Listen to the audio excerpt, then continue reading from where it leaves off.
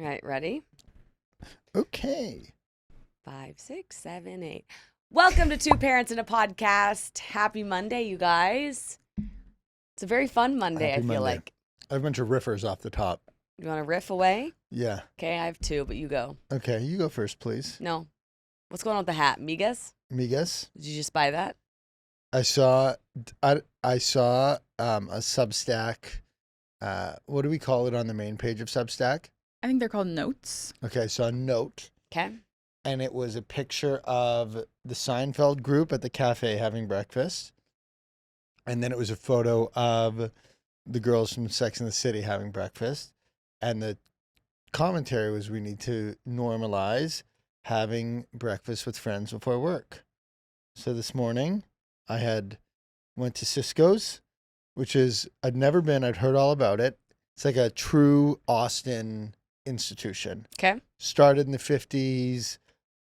Just an incredibly storied restaurant. Like, you just go in and the walls are lined with photos of different really cool characters that I've eaten through the year, and that's what I did this morning before recording. It was very cool. So I got some merch.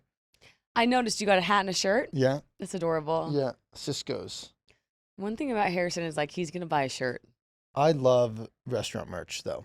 Yeah. I'm a big restaurant merch guy. You're going to buy a shirt. I love it. And so migas is the popular dish. Is like their most famous dish there. And and how was it? It was great. It was phenomenal. And It was phenomenal. okay. Yeah. Anything else to report? No, but I think Fridays is inherently going to be a better day to do this than Monday. Mm-hmm.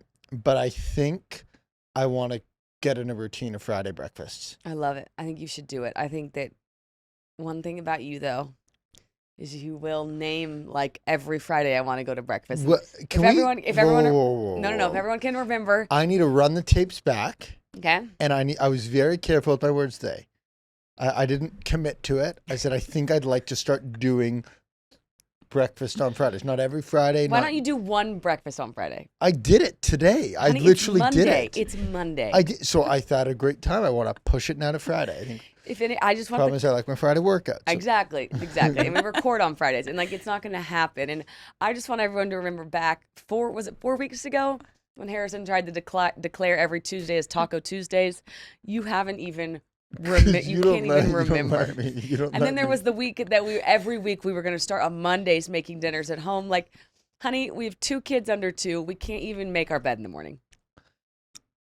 Much less. The only thing I've seen you do multiple weeks in a row, there was a phase where I think you did it 3 weeks in a row. You went and got barbecue on Fridays at noon. Ooh, that was a very good routine. And see, do you know what you didn't do there? You didn't name it a routine. You just did it. So, on the topic of things that aren't routines, Yes. or it is an annual routine, did you know what July 1st is? Why the significance of July 1st is? Princess Diana's birthday. Okay. A big one. Yeah. Canada Day. Okay. So you did know. Yeah. You did know. Also my birthday. Also my dad's birthday. Yes. So I wasn't aware if you were aware that you co-hosted July 1st with Canada. I was aware. Yes. Okay. I'm not so sure, like Canada knows what July 4th is, right? I think if you interviewed everybody in Canada and you went up to them and said, what's July 4th? They'd be like, America's birthday. Oh my God, America's birthday. Like, we see the fireworks over the border. Oh my gosh. No, that is not the tone. Yes, it is. I'm just saying that it is 250, baby. They are 250 TNT fireworks. Go out and get them, please. I'm just saying Canada is acutely aware of what July 4th is. I think if you walked around America and you were like, hey, what's July 1st? People would be like, the first day of July. I don't think anybody knows. I agree. It's Canada That's Day. what I literally just asked you if you knew what it was. That was part I'm just of my saying. point. I don't think. Is that correct though? Like, growing up in Canada, everyone knew what July 4th was. 100%. But I've staked this before, and I'll say it again. There are a lot of things in Canada that became a lot bigger when Instagram profiled how amazing they were in the U.S. Mm-hmm. So, like, Canadian Thanksgiving had like a step up. Fact. Canada Day had a step up. What do you guys do? Do you do fireworks now? Is Canada Day your birthday? Is it Canada's birthday? Or I would is it assume so. It is. I Googled that. It is. Okay. Okay. Yeah. Okay. It's just as we do. It's just a lower key 4th of July. How many years apart are we? Canada and America. We're 250. Probably like 249. Canada Day was 1867. Isn't America 1776? I think so. Can you just give us the age of that? I'm going to butcher that math. Yeah, one sec. How old is Canada? Turning 142?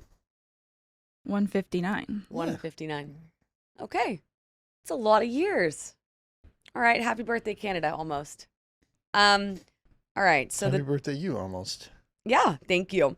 So there's this video about a guy talking about like what do non-parents do between the hours of 4 and 8. And I feel like the most common thing I talk to our friends about is like, what are you guys doing between 4 and 8? You know, like when you're off work, but your kids aren't asleep yet. And so I was thinking now, you know, obviously we're cooking dinner, we're going to the park, we're playing, we're going to swim or something like that. Surviving. But if you didn't have kids and you went back to your pre-kid self and you had the hours between 4 to 8, knowing what you know now of like you could lose those hours, what would you do with them? Worked a lot later Okay. is one thing I did. I would do workouts past 5 o'clock. You would move your gym time to evening. I did do workouts in the evening, and then No. The question is not what did you used to do. The question is now having the perspective. Like if I told you, hey, you're just going to delete back to your old life, but you're going to remember this one. Like you now have your 4 to 8 back. What are you going to do with it? you tell me.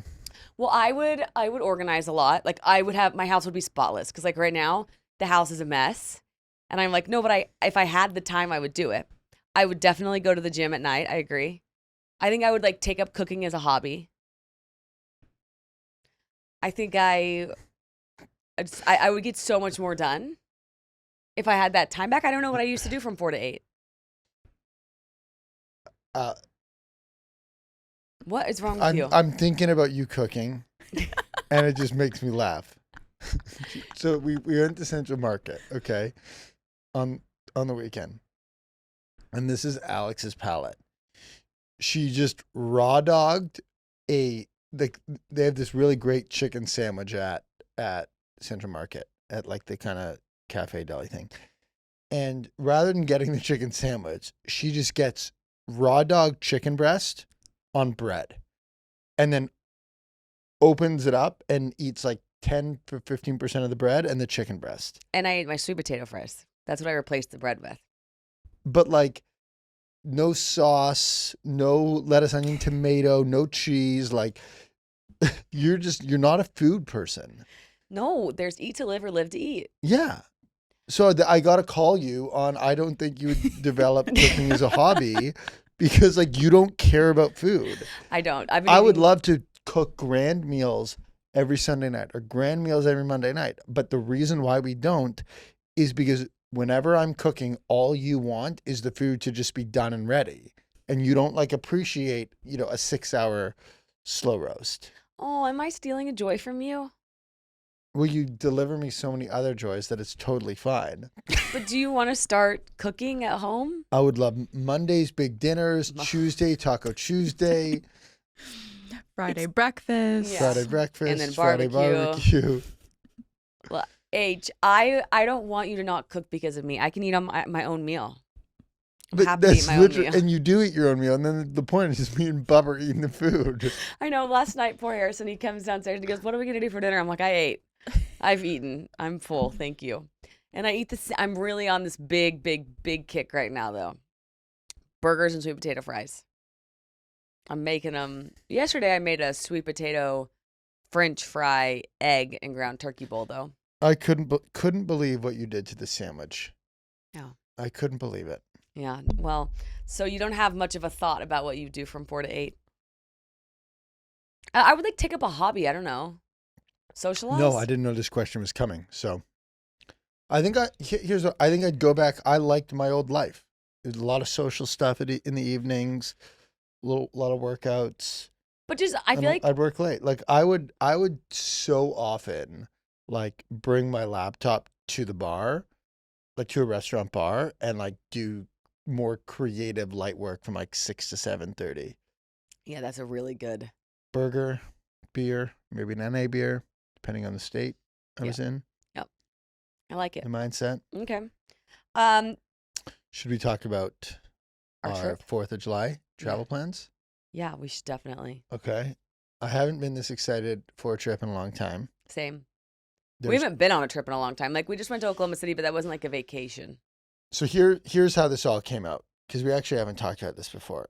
So we wanted this July 1st week is a very, very big week for us, because obviously July 1st, Canada Day, and July 4th, 250.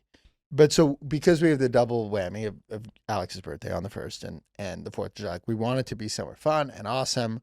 But planning with kids, 2 kids. 2 kids, and other couples, very hard.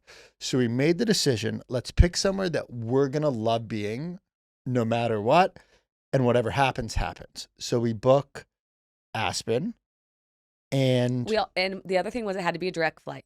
yeah, our core requirements was great town that's going to be lively for the 4th, parade, all that, somewhere that we love, good activities for kids, and direct flight. And we now wake up probably 6-8 weeks after booking, and 4 other couples are coming. So there's going to be 10 of us total. No, 5 other couples are coming. 4 other couples are coming. We make 5, sorry. 4 other couples are coming. 2 other friends will be there as well. Mhm. So some nights our peak dinners will be 12. Yep. And The neighbors are coming. it's like a big turn into a big friendship. They actually know And- them. The neighbors are coming, so their kids are coming. And then Shannon, who I've talked about on here before, she's coming and her kids are coming. So we're going to have like all the same age It's kids. going to be a big, big, big group. And I'm going to go after this and get them matching airport outfits. I think with kids all in, we're over 20. Are you guys staying together? No, because we booked an Airbnb because we're like, we need a kitchen. Like, we do not want to be jacking with like 2 hotel rooms. No. And so we're taking Diana, our night nurse. Why are you pointing at me? Because I have a before and an after parenting. Okay. Yeah. My appreciation for Airbnb has now reached a whole new level, hmm because in traveling, the thing that really didn't matter to us before but matters to us now is a kitchen. Totally. And you're going to need 2 rooms. You're going to need a kitchen. The feasibility of that in hotels isn't really there. So Airbnb is just like And a on microwave is very helpful. yeah, very, very big Airbnb fan before. Yeah, very big Airbnb fan. So anyways, we're going to Aspen. We're going with a bunch of families, and we've never really like traveled with other kids. So I'm so excited. Yeah. So excited. Yeah. We're all on the same flight. It's going to be really fun. Oh, that's hilarious. Yeah. Yeah, it's going to be great. Jules, I'm so excited. Are we allowed? Yeah. I was going to. All Can I right. have a mimosa on the flight? Heck no, nothing sounds worse. Okay. Are you? Great answer. Are you going to have a beer? It's a 9:30 flight. This is my nightmare, like a mimosa to like, then you kind of get a little sleepy. Like you land, you got to get to the Airbnb, you got to like unpack, you got to get situated. No, I want to be like, I actually got up early this morning. Well, Bubba got up at 5, so then I tried to stay awake and then I fell back asleep. But like, I was actually trying to make myself really tired, so I went to bed early tonight. Have you ever, do you take notice to how early people are drinking at the airport? Yes, I did recently. Like when you have a 6-7 a.m. flight, there's people there that are drinking. No They have a question. beer. No question. A lot of mimosas. I don't know what that is. Is it? I don't think it's vacation mode. Maybe it's flight anxiety. Yeah, the airport is a unique place when it comes to booze consumption. I wonder if there's a stat on that, but I do think that airports sell a ton of alcohol. I get it if you're like delayed.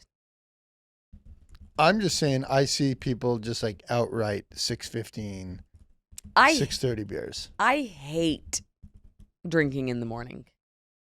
Like it for me, it ruins your day. I also have never What time understood are you going to start drinking July 4th? I don't really think about it. I don't know, like late, but way later in the afternoon. Okay. If we had a podcast and on the podcast, we like talked about our plans and things. Okay. Yeah. And okay, now we wake up, we're in Aspen, it's July 4th. Okay. We got July our 4th is kids, a Saturday. we got our friends, but America's 250th anniversary. I love a coffee. Okay. Walk me through your 4th of July. Well, the parade I think is at noon in Aspen, and it's called a classic parade, which I'm very excited about. So I would assume we get up. I think we're gonna go to breakfast. I think we're gonna go to the park. I think the girls will run around, and then I think we'll make our way to the parade. And then I think we'll be there, and then I assume we're gonna go to lunch afterwards. Okay. And then we're gonna have nap time. Okay. And then we're gonna wake up, and then I don't know. They're not gonna make it to fireworks, and they don't even have fireworks. They have a laser show. So we'll do something else 4th of July So when are you thinking the first cocktail is consumed? In that whole She's not. I'm not. I literally I don't think about it this much. Whenever I'm just like, okay, I'll have a glass of wine or something. Okay. Did you forget about something that's happening at 11 a.m.? Yes, if it's a trick question, I want to know up front. No, there's not trick. There's also you forgot part of our 11 a.m. plans, which I'm a little confused about. If the parade's at 12, because the parade is going to take priority on. Oh, there's a soccer game. Who is it? Canada's playing. Oh. Yeah, Canada plays the winner of Morocco, Netherlands. Okay, so this is actually exciting. We watched the Canada game yesterday, and Canada won. Okay, so if you don't understand what happened, is it doesn't matter what happened before this. Just know this now. If they lose, they're out. That's all that matters. So if they Every lose, game they're moving out. forward in the World Cup, yes. Okay, it didn't used to be this way. It's that way now. And so Canada won, and they advanced. They were they showed the coach's speech afterwards, and he's like, "You guys are Canadian national heroes. No one has ever advanced past the first round, and they did it. Aw. So it's really exciting."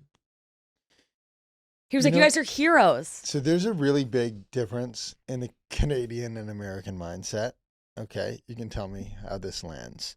Like in Canada, like you become a hero for just getting to the round of 16, for being one of the 16 best. It means there's not a lot of competition. Versus in America, I feel like you get rewarded.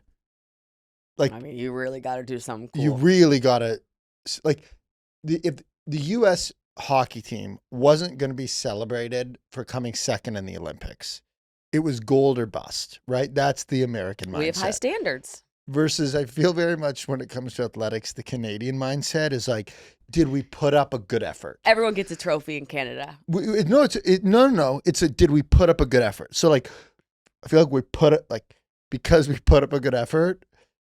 Did you guys try hard?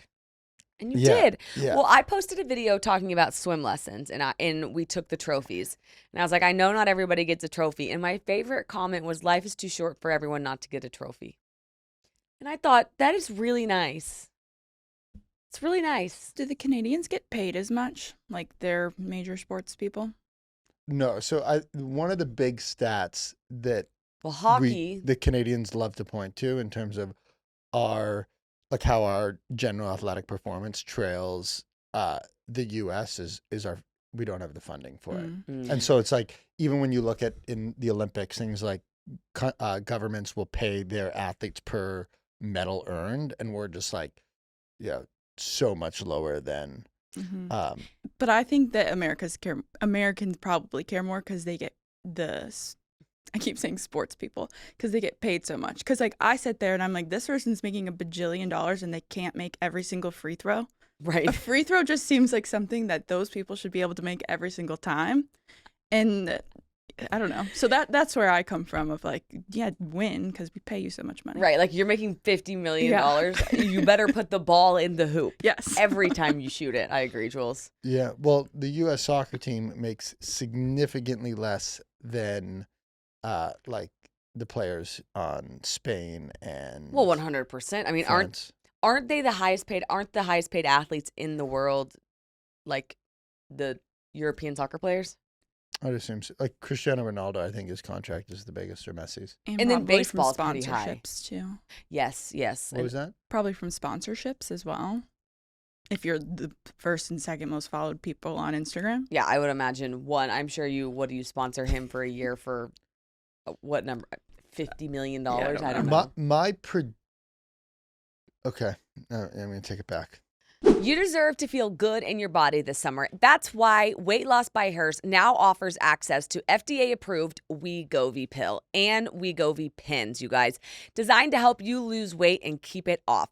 With Wegovy at Hers, lose up to 20% of your body weight when combined with diet and exercise. It helps you regulate your appetite, eat less, and keep weight off. Plus, Wegovy is the first ever GLP-1 pill for weight loss, so there's no needles needed. And it doesn't stop there. Weight Loss by Hers goes beyond medication by offering access to 24/7 messaging with your care team and tons of in-app lifestyle and nutrition tips like recipes, meal plans, fitness videos, sleep content, and more. Ready to reach your goals? Visit forhers.com/2parents to get personalized, affordable care that gets you. That's forhers.com/2parents. forhers.com/2parents. Weight Loss by Hers is not available in all 50 states. Wegovy is the registered trademark to Novo Nordisk AS. To get started and learn more, including important safety information, Wegovy clinical study information, and restrictions, visit forhers.com. Okay, well, since we're talking about sports, we have an athlete in the room with us today. Who? You, Mr. Closest to the Pin. Oh. Harrison at a golf tournament on Friday, which you guys saw. He wore his golf attire. Well, they will see. This is getting very We're breaking confusing. the fourth wall. Okay, let me just, since we're rolling all the way through, I'm just going to explain this to you. We record every episode the morning of, okay? With the exception of these next two, because we're going to be out of town, we pre-recorded them last week. So they're literally 1 week on ice. So Wednesday, Friday. But people should really look forward to Wednesday and Friday. But Wednesday was we did like your guys' stories from the beginning. And like, I think we were all learning things collectively in the room. So the audience is really going to learn. Yeah, even if you've been here from the beginning, I was saying things Harrison didn't know and vice versa. Yeah. And then on Friday, we're going to drop a Q&A. So the episodes they're actually really, really good. I'm glad you said that. Yes. And Harrison was golfing and talks about the golf tournament on Friday, but this is coming out today, Monday. Correct. So tell us about your golf tournament. Well, the synopsis, I was very nervous because I haven't really been playing golf. You didn't want to be the weakest link because it was a tournament and it's a team tournament. So you're like, what if I'm the one that messes it up? And he came home with a bunch of prizes in his hand and a smile on his face. And he said, I did good. I won closest to the pin. I was like, I'm so proud of you. Do I get these, Jules? Yeah. Do No, I get it's those? actually middle finger. Oh, yeah. It's actually middle finger. Oh, really? I like the pinkies. And apparently it's passive aggressive, though. It feels very passive aggressive. Yeah, it feels like I didn't want to give you my two hands to clap, so I just gave you my fingers. Hi, Jules. Tell the class. No, the last time I talked about golf on the podcast, I think I lost 5 balls in the first 2 holes of the course I played. Which is For not me good. on the course, when things go bad, they can go very bad. I was very nervous. And I don't think I played as well as I did on Friday in years. Maybe ever. Like, I was just focused. I was dialed in. I was making great contact. It went as good as it could have. Let me ask you this. When you do that, since you didn't know any of these people, at least if you did know them, you don't know them well, do you then say, like, I'm a pretty good golfer, or do you let them know, like, this never happens to me? I was very clear on the latter because when I got up there, I had to apologize in advance for my performance.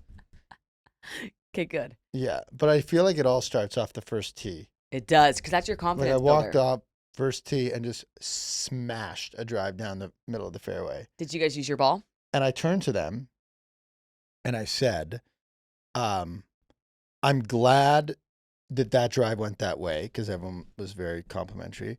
Because now, like, when I whiff the next 17 tee shots, at least I'll have that to fall back on. So they knew I stunk.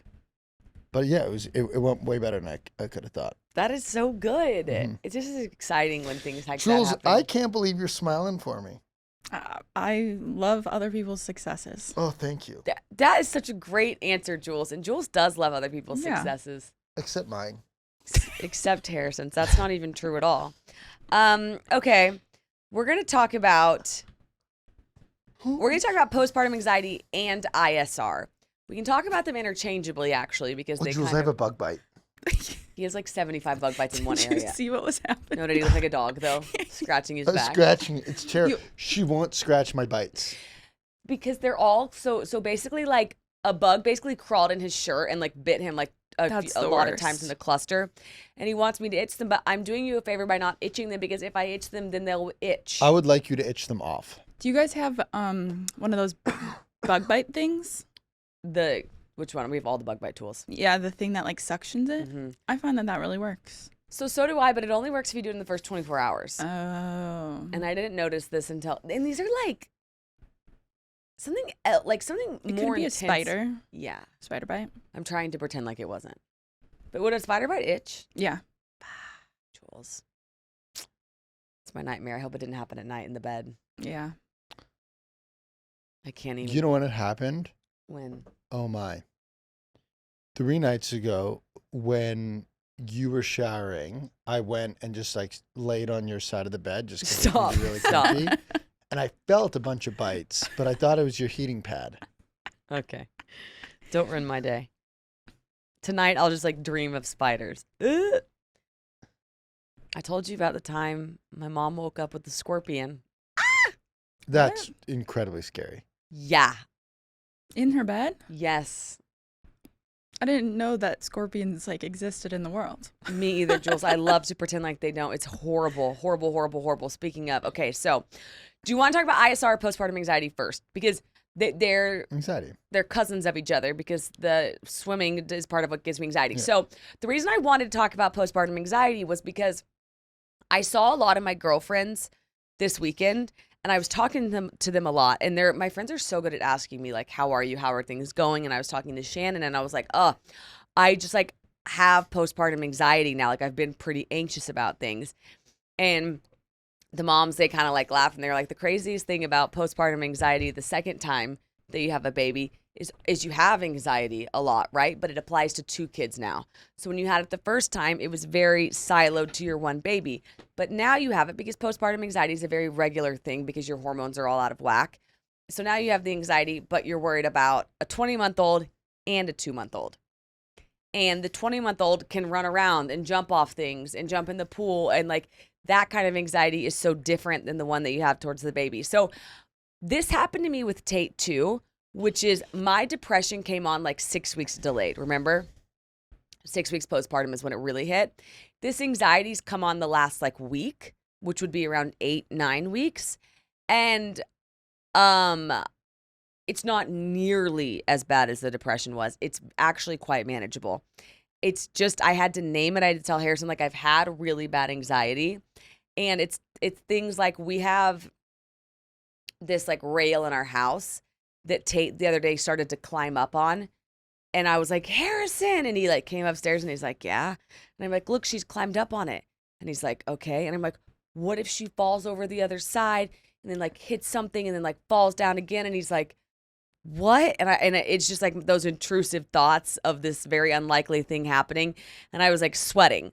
And I know that it's not realistic, but you also can't help it. And it's also just like part of a mom happening. So anyways, I just wanted to share that I am having that because I feel like I share a lot about my postpartum journey on here and online and like everything. And so if I didn't include the anxiety part, which is a big part of it right now for me, then that wasn't, I was like, why am I talking to everybody about it this weekend, but I haven't talked about it on the podcast yet. So I made a note to do so. The other thing is I had a friend, Michelle. I was like, man, I'm having the postpartum anxiety. And she was like, oh, just text me every time you have a thought.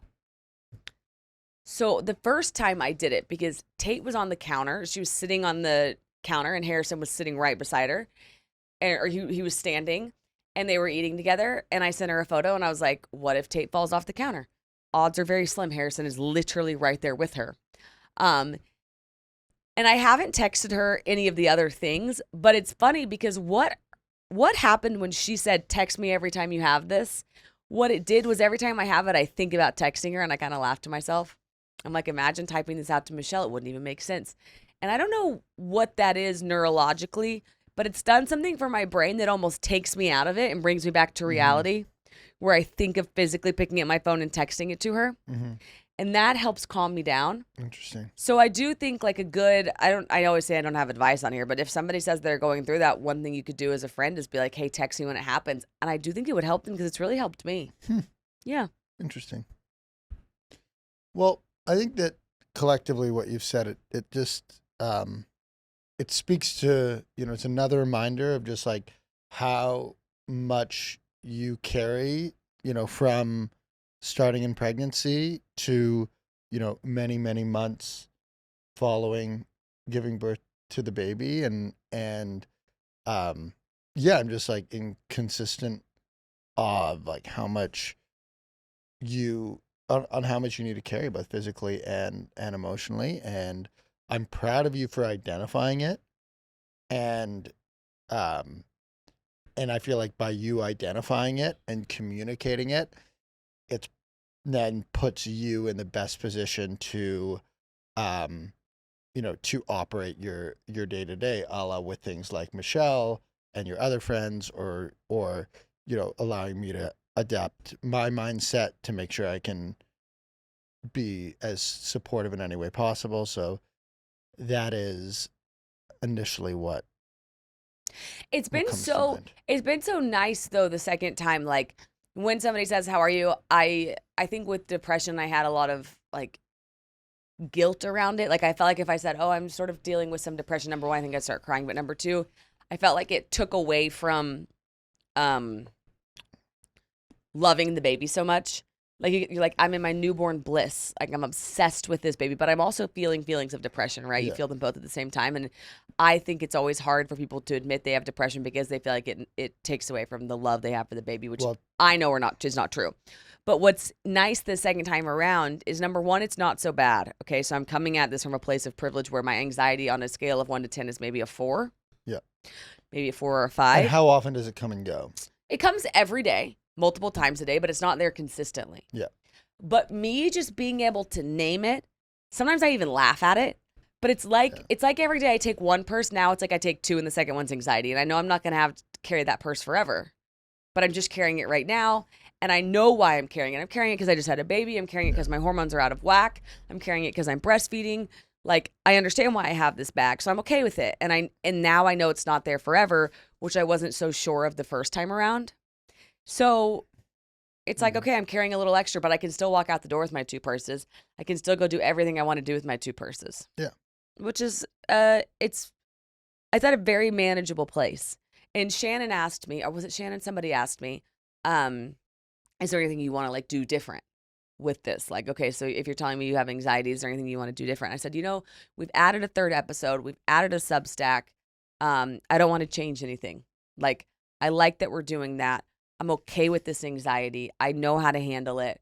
I honestly welcome it because I can't make my hormones go away. And so all I can do is just tell Harrison I have it, and that's it. We're doing a phenomenal job as a mother, a partner, a friend.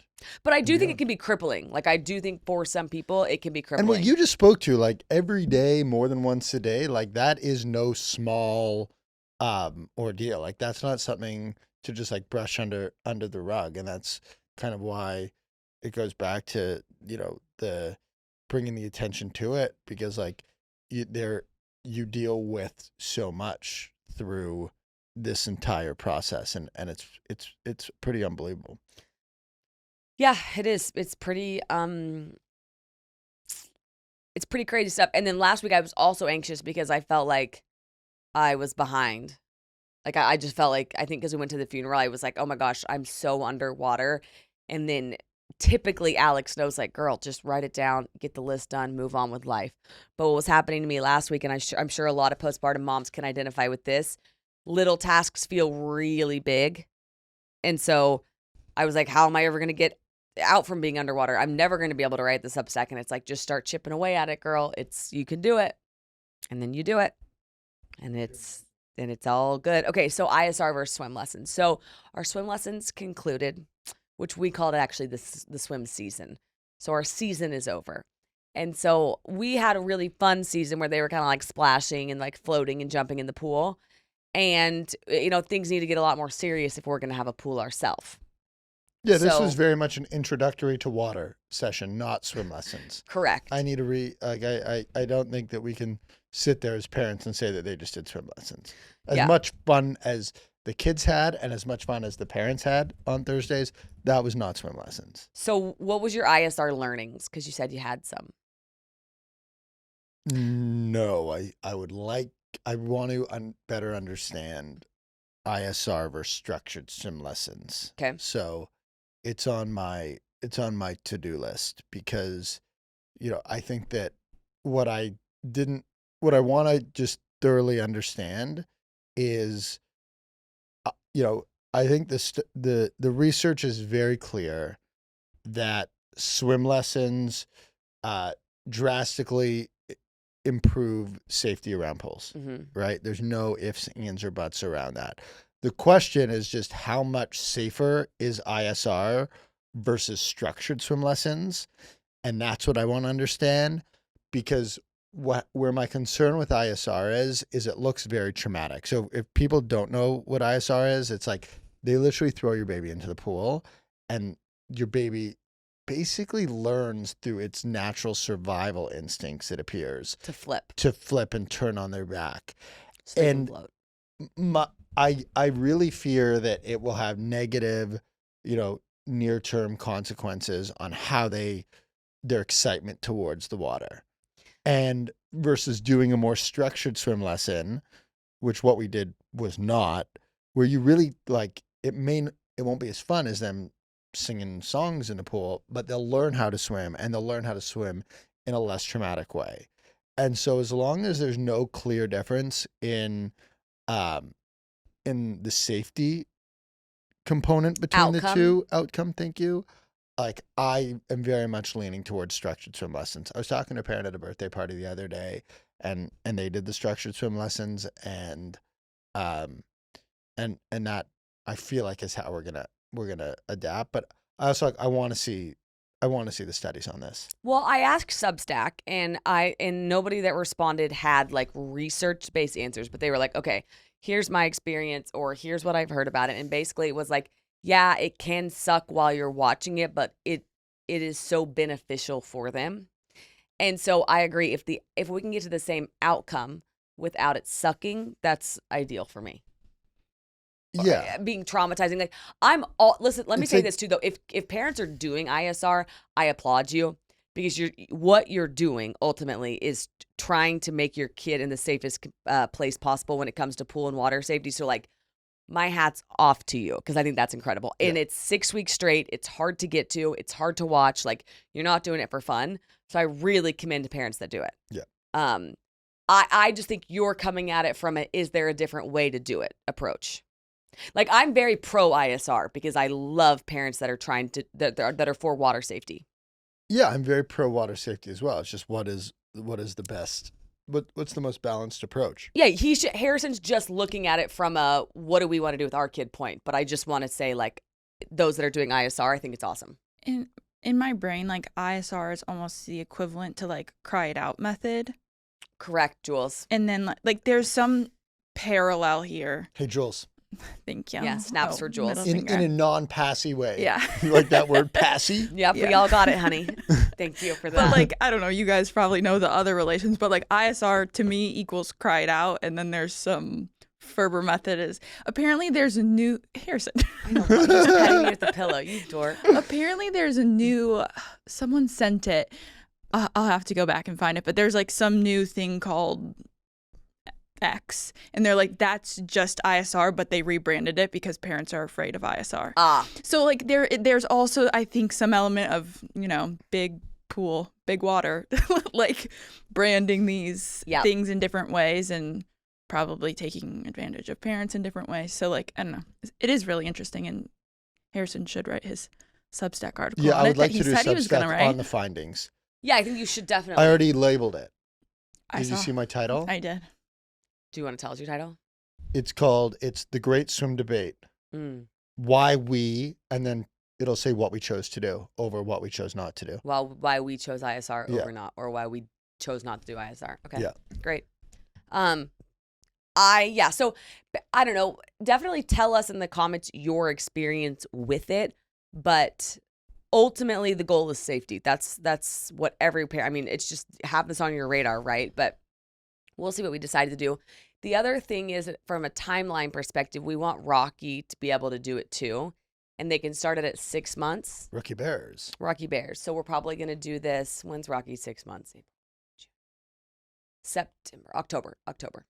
And our pool will be done. So we've got a bit. Yeah. I'm like minorly stressed because they've like started a bunch of new work on the yard today, and like I'm not there, and they're texting saying that they're there and they're doing like the leveling. And I saw them. I said hello to them. But yes, water safety, very, very, very important. Yeah. All right. Pop culture, some pop culture news. A Swedish prime minister brought her baby, what? 2 announcements. Okay, Harrison's raised his hand. Okay. First is, this is the first break that I would like to take, but I'm not taking for the bathroom. I also have to pee, so it's interesting. Okay. Thank you. We can have a hold it battle. The second is I have a new show before we get into this that I need to share. Yeah, do Okay. share with the class. That I absolutely dummied. I binge watched, as the kids say. Okay. It's called I Will Find You on Netflix. Oh, I haven't heard of it. It is new. It is good. It is a worse version of that HBO show. All her fault. All Her Fault. It's a worse version of All Her Fault. It's like it's like the Netflix version of All Her Fault. Like, you know how Netflix is just like generally a lot like lighter in nature, more like action heavy. The plots are a little less deep and Yes. complex Yes. versus the HBO plots. Yes. Yeah, that's how I would describe the two of them. Oh, it's based on a book. Oh. Based on a book Book club is reading. about hockey and romance. We are reading. Hold on. We just said, okay, Famesick. Famestick? Famestick. I need to order it. Famesick by Lena Dunham. Is that her book? Oh. That is a name that I have not heard in I a think it's very long Famesick. time. The Lena Dunham book. I've been talking about this. But when I search, oh, nope, I spelled fame wrong. What's it it's- about? Yeah, it's Famesick, a memoir, Lena Dunham, about her struggles with chronic illness, fame, and ambition while creating girls. But everyone is saying Famestick. But why are they saying Famestick? That's not a book. Is Fame stick about? It's not a book, we're sure. I'm positive. When I search Famestick, only Famesick comes up. Okay. So Famesick we're reading. I heard it was good. Okay, so that's what we're gonna read. So, all right, now I'm gonna get back to the pop culture news. So watch the show. Harrison loved it. Sorry, I was just going to say a memoir for a book club is interesting. I agree. Well, when you don't talk about the book at book club, it really doesn't matter what We you read, definitely Jules. talk about the book. I'm excited to read it. I think we have 11 days for this one though, so we really gotta. Oh, Did wow. you know, Jules, of the 8 people at book club, Okay. there's 8 there, right? There were 6 there, but 6 there's there, 8 sorry. in it. Of the 6 there, only 3 of them read the book. 3 of them didn't even order the book. No, 4 of us read the book. Oh my God, I made that up. What? 2 of what? That was like a thing. No, they didn't finish it. Yeah, so we had to explain the ending to them. That was a dad joke I was making. I was making a dad joke. There's 2 of them were busy. They're busy moms. Yeah, Okay, Harrison. but then let's call it a girl. No. And busy moms deserve a girls' night out. But No, we can't, they read like 80% of the book. They just didn't finish it. Also, I just feel like this is one of those things that we keep learning more information. And today it's 80% of the book, and now I'm going to ask, and it's going to be like, well, one of them the book was delayed because it showed up and they couldn't find it, so they were 80% committed. You can to ask reading Shannon to the tomorrow book. how much of the book did you read. She was one of the ones that didn't finish it, but she knew a lot, so she got pretty far. Wayfair, every style, every home. Your outdoor space should feel like you, and we're on a serious mission to make that happen. If you've been following along, you know we're in the middle of a full backyard renovation right now. It's going to be a while before anything is actually done, but we're already planning to furnish the whole patio with Wayfair when it's ready. And in the meantime, we've been using Wayfair for the smaller stuff, and honestly, it's been such a game changer. We grabbed an outdoor rolling cart cooler for our neighborhood block party, and I cannot tell you how many times people were like, where did you get that? Because it's bright red, it's so cute, and it rolls around. So the drinks are always right there with you all the time. You don't have to run in and out of the house just to get a cold drink. And that's the thing about Wayfair. Whether your vibe is modern, coastal, farmhouse, or eclectic, they have something for you. They have outdoor seating, grills, patio lighting, rugs, decor, Truly a one-stop shop. Over 20 million people have left 5-star reviews, so you can shop with total confidence. Patio season is here, and the deals won't last, you guys. Head to wayfair.com right now to get your outdoor space ready for way less. That's WAYFAIR.com. Wayfair, every style, every home.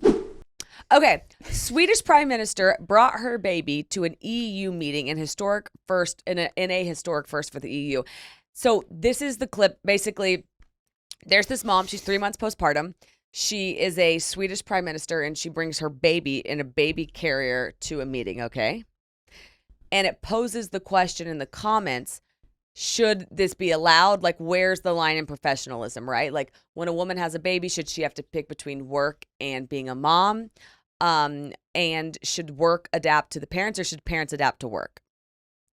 I think that like one thing that most working parents have dealt with, if not all, is like there's been a meeting where you need to bring your kid to it. Mm-hmm. That happened on more than one occasion with Tate. Mm-hmm. When they're so young, it's very non-disruptive. So I think that we want to be very just like understanding that this dynamic occurs, but we also like, I think that it's gonna happen. Like that's just part of life. Yeah, I think it's gonna just happen. Like make sure I think every parent should just like make sure they're doing their best.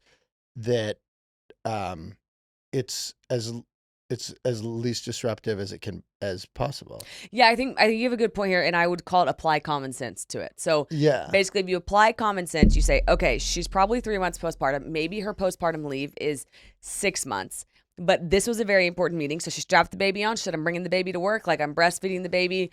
We're going. So they come to the meeting, right? Do you bring your baby to work every single day to the office? Of course not. That would be so disruptive. And that's not conducive to like a working atmosphere. You're going to have to figure something else out. What that looks like, I don't know. A longer maternity leave. Do you get help? I don't know what it is. Do your own journey. But like, we can't totally you can't take the baby from 8 to 5 to work. Totally. I think we all know that. But I do think this is really, honestly, I think it's badass to strap the baby to you and go. And like, I think that it would be cool if a dad did that too. If he's like, hey, my wife's at home, she's got our other kids at home. I brought the baby to work today. Like, okay, cool. Because like parents are just doing the best they can. Yep. So I'm very here for that. But I do think this is an iconic moment. Yeah, so I think the way I'm going to zag it in to more realistic day-to-day life is like there's going to be times that parents need to bring their kids to work because something happens, and we got to be understanding of that. I also think but we got to use common sense, as you said. Yeah, like, I mean, apply common sense to it. But I do also think like she's 3 months postpartum. I think it's completely fine that she still wants to be baby wearing. Yeah. She's like, I'll go to the meeting, but I'm bringing the baby, and my partner will come too. I'm good with all that. And I think as parents, we also have a very good feel for like our baby's potential impact on a meeting. Like, correct. Some children are, inherently they're going to cry a lot less than others, and we plan accordingly. No question. But I think it's quite cool that she did it. Also, what I forgot to tell you about Aspen earlier was in the comments, we had some developmentally appropriate games for a 2-year-old on an iPad. I think we should download one.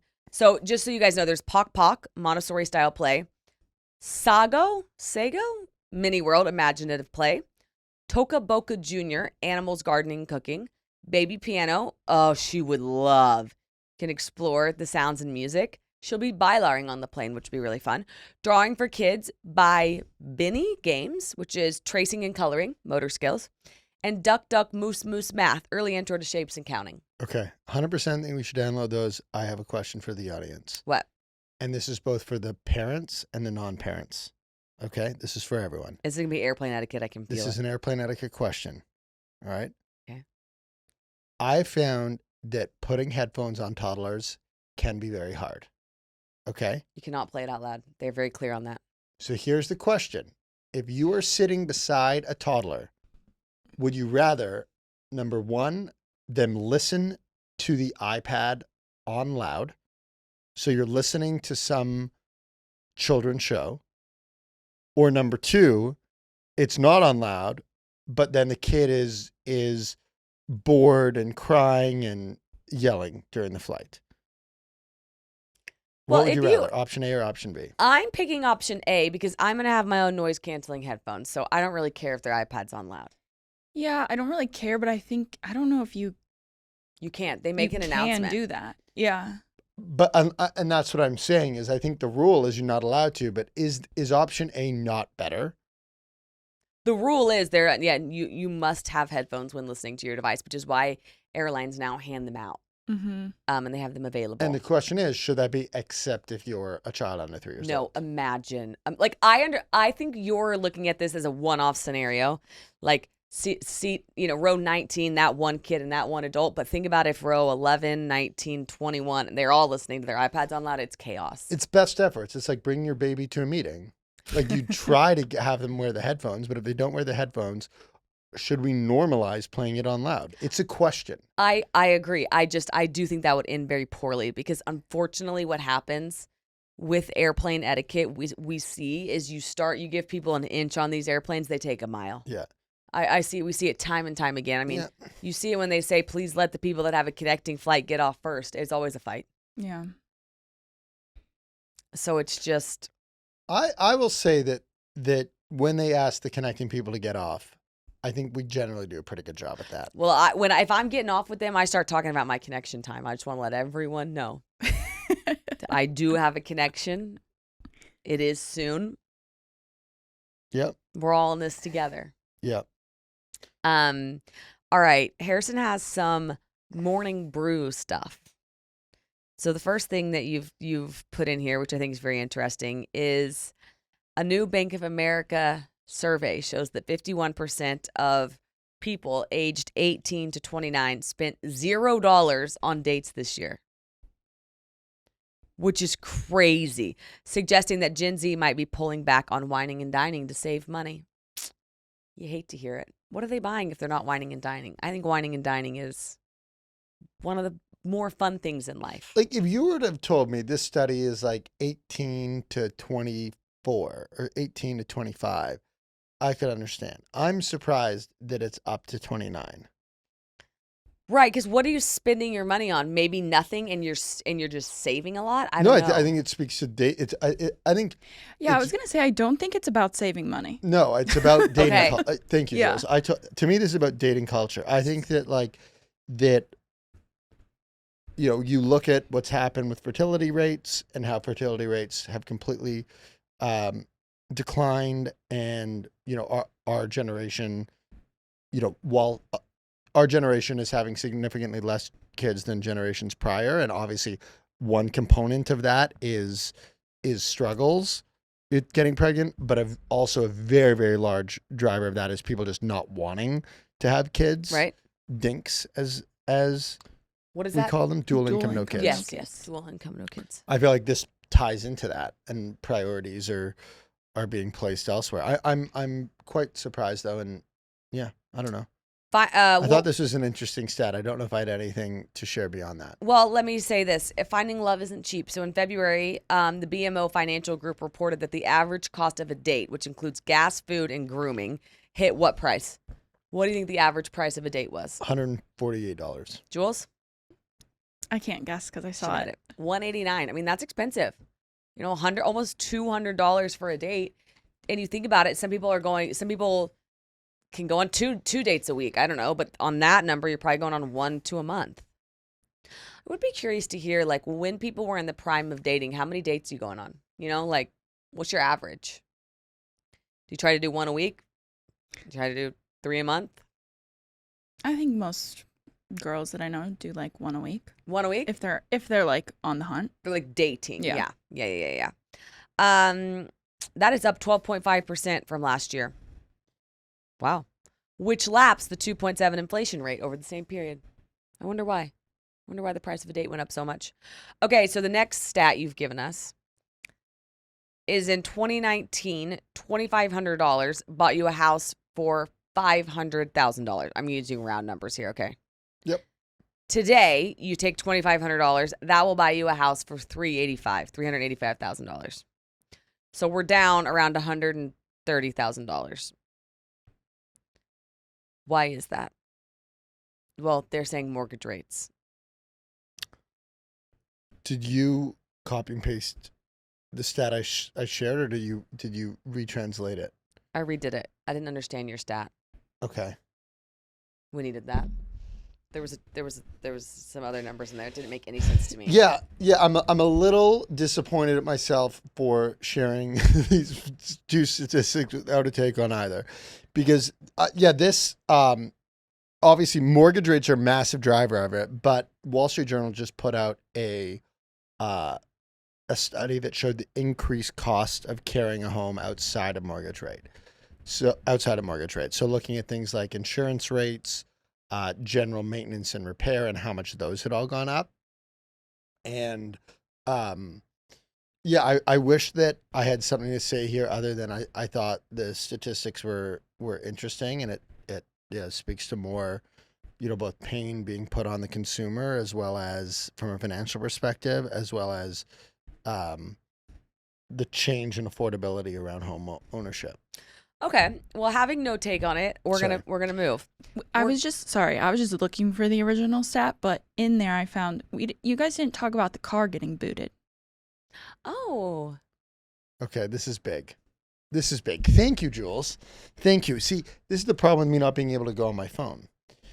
Honey, if you went on your phone, you would have never come up from it and said the car got booted. I know. You're right. We've had a very pleasant episode with limited Thank you, Jules. Interference. Do you two have something to talk about for the next 40? I have to pee too, seconds? and I'm also holding it.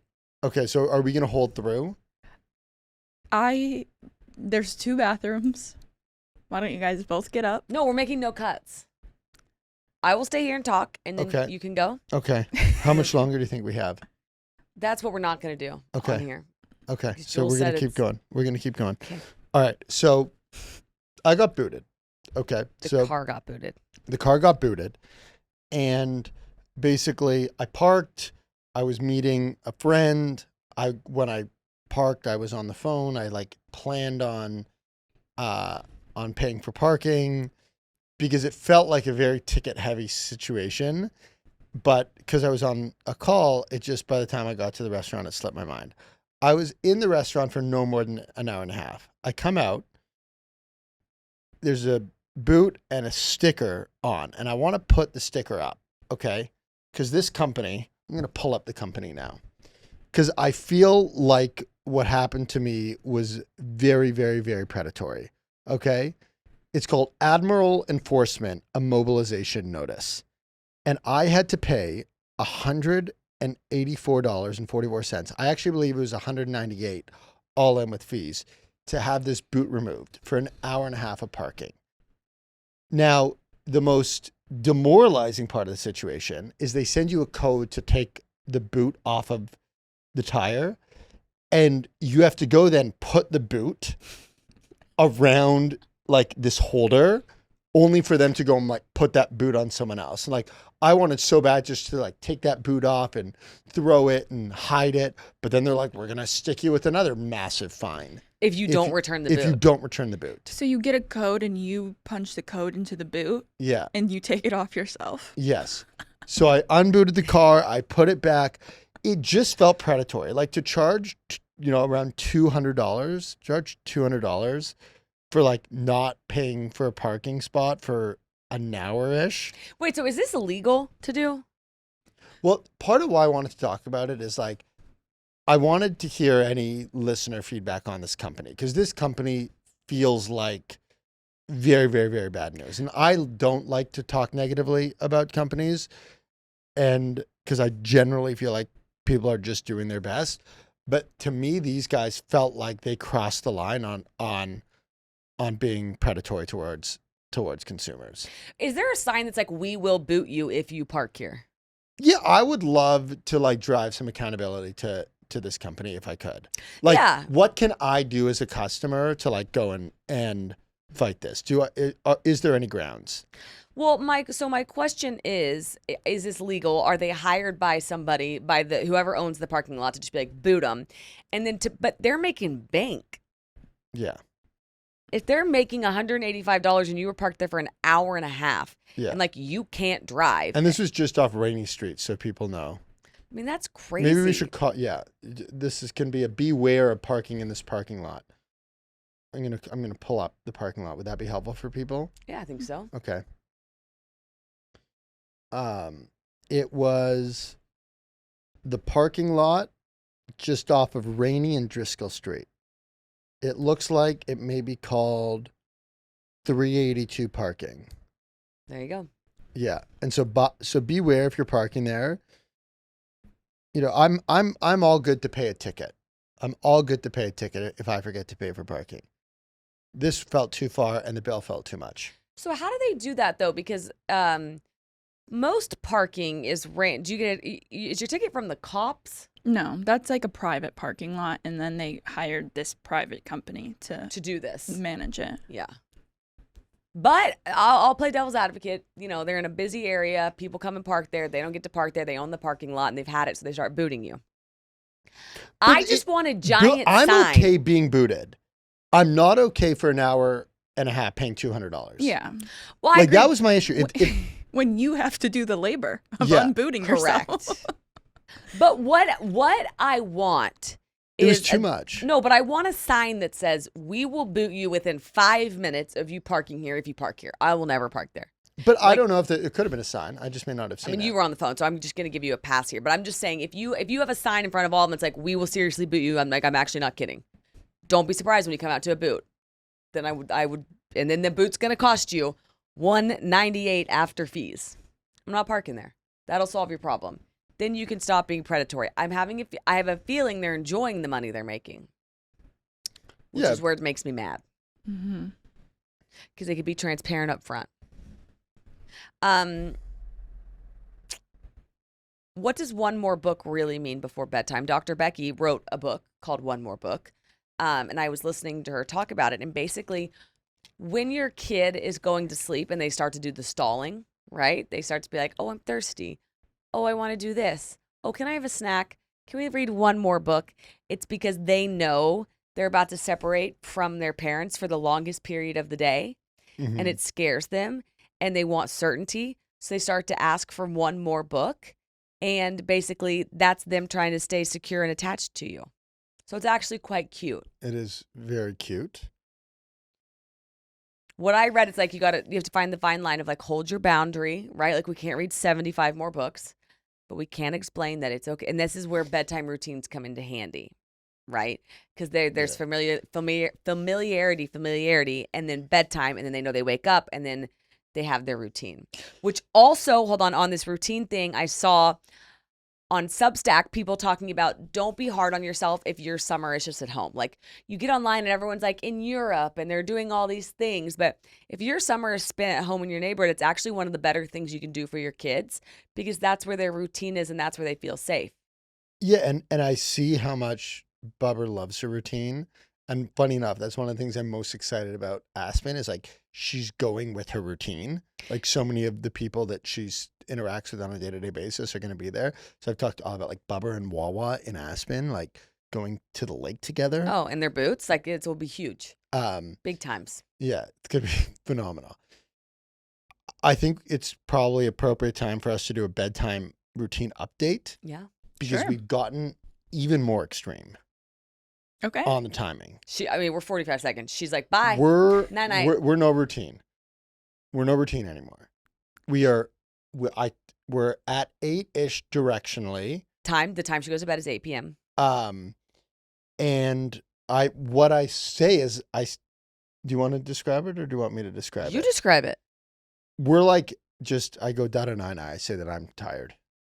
That And night. we did that cute thing where she put Rocky to bed, but we've graduated since then. And she goes and she just, I go da nine, and if she goes no, then I'll like wait 3 to 5 minutes. And if I go da nine and she like goes nine or says like anything or doesn't say anything, then we'll give everyone besos. Everyone kisses. Upstairs, little brush of the teeth, and then BB Pacifier. sleep sack in the bed. And she starts waving and she says, "Nanai, No. nanai." Sometimes she'll say, "I love you." We're like, That's it. so we're kind of in a no routine now. So I feel we've zigged. There's no books. Yeah. This isn't a brag. This is just the state of affairs. Of course, it's not a Where brag. You're just think- updating. I think we've gotten very lucky. I think I'm missing one thing here. That's it. Are you The still diaper doing change. outdoor time before? Doing a lot. We're mainly outside now. Around 5:00, we're doing something. We're outside, or we're like definitely not in the house, just like doing nothing. We try to go to the pool or park or some version of getting the zoomies out. Yeah, there's no routine other than like taking her up and saying goodnight to everyone, saying nanai. Sorry, I know I forgot something. Often I'll ask her saying, "Do you want BB?" And if which is passy, and if she says BB, another hilarious thing, Power doesn't know how to say yes. So if you ask her if she wants something, like, "Do you want BB?" she'll either say no or BB. BB. She says her version of yes is repeating Do you the want word. pancakes? Pancakea. Then she'll say pancakea, or she'll say no, waffle. Or a lot of Pollo asking for lately. She Yeah. wants chicken. And so I'll ask her if she wants BB, Oh, my new one, avocado. which she doesn't like. So I don't really I see understand why she the keeps word is saying funny. it. The word is fun. I know she likes saying the word too, but she doesn't like avocado. That's what I'm saying. I just think she enjoys the word. Yeah. It's a lot of syllables. That's why I think she enjoys it. Okay. Well, you guys, I feel like we did it. Yeah. Thank you all for listening. Thank you for listening. And happy 4th of July week. Happy 4th of July week and Alex's birthday week. That's so nice. Oh my H. goodness. Thanks for listening to another episode of Two Parents in a Podcast powered by Just Media House. If you enjoyed the show, don't forget to like, subscribe, comment, rate, and review. Stay connected on Instagram, TikTok, YouTube, and Facebook at Two Parents in a Pod. Welcome to our home. Sorry it's so messy. New episodes Mondays and Thursdays.